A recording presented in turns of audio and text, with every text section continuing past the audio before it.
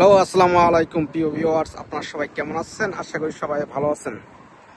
তো আজকে আবার আনাদার ভিডিও নিয়ে আসলাম আপনাদের জন্য।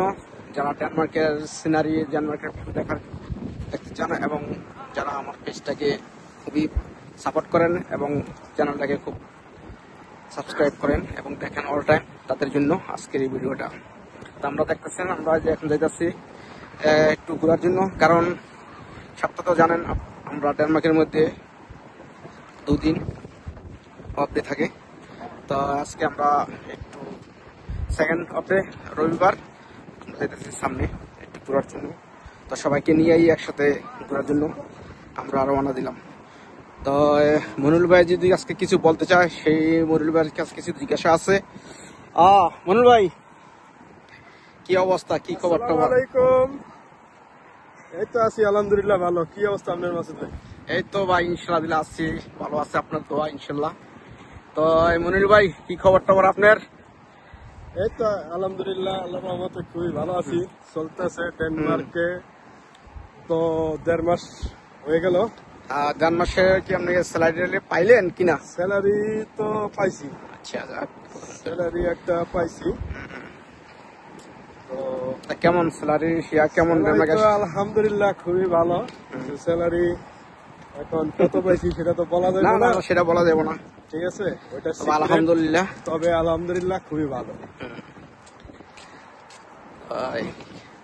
এখন আমরা কই যাচ্ছি, কিছু বলতে পারবেন? কোথায় যাচ্ছি না করছি? বাইরে সবাই ঘুরতে যাচ্ছি, সবাই 2 দিন ছুটি, তো 1 দিন পার হয়ে গেছে। সবাই রুমে থাকতে থাকতে আমরা অনেকটা অস্বস্তি বোধ করতেছি।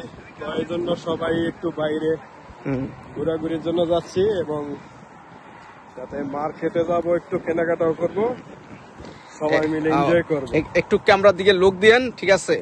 উপর দিকে ক্যামেরার দিকে একটু লোক দিয়েন, লোক দিলে ইয়াটা আসবে। আচ্ছা, ঠিক আছে। তো আপনার দর্শকরা কেমন আছে?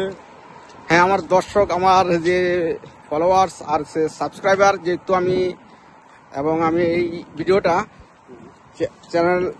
ইউটিউব চ্যানেলও ঢালি এবং পেজও ঢালি, এই জন্য আমার দুইটাই বলতে হয়, সাবস্ক্রাইবার এবং ফলোয়ার্স সবারদের জন্যই এই ভিডিওটা। যারা পেজে দেখেন আর যারা চ্যানেলে দেখেন, ইউটিউব চ্যানেলে, সবার জন্যই আজকের এই ভিডিওটা। তো মনির ভাই তো বললো, আপনারা শুনলেন। তো মনির ভাই, এখানে একটা নতুন একটা কানুন আছে, আপনি কি জানেন? না, কানুন সম্বন্ধে আমি তো জানি না। যে স্টুডেন্টদের জন্য একটা নতুন কানুন আসছে।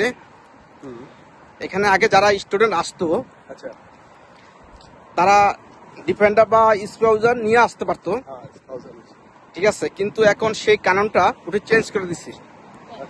চেঞ্জ করে দিছে বলতে এরকম, যারা মানে লোকাল ইয়াতে আসবে, পাবলিক ওয়ার্ক পারমিট না, পাবলিক ওই যে ভার্সিটিগুলা, কলেজগুলো আছে না, আচ্ছা, পাবলিক, হ্যাঁ পাবলিক গুলা, ওগুলাতে আসতে পারবে। আপনার ডিপেন্ডার ছাড়া আসতে হবে, স্পাউজার নিয়ে, ডিপেন্ডার নিয়ে কোনো আসতে পারবে না।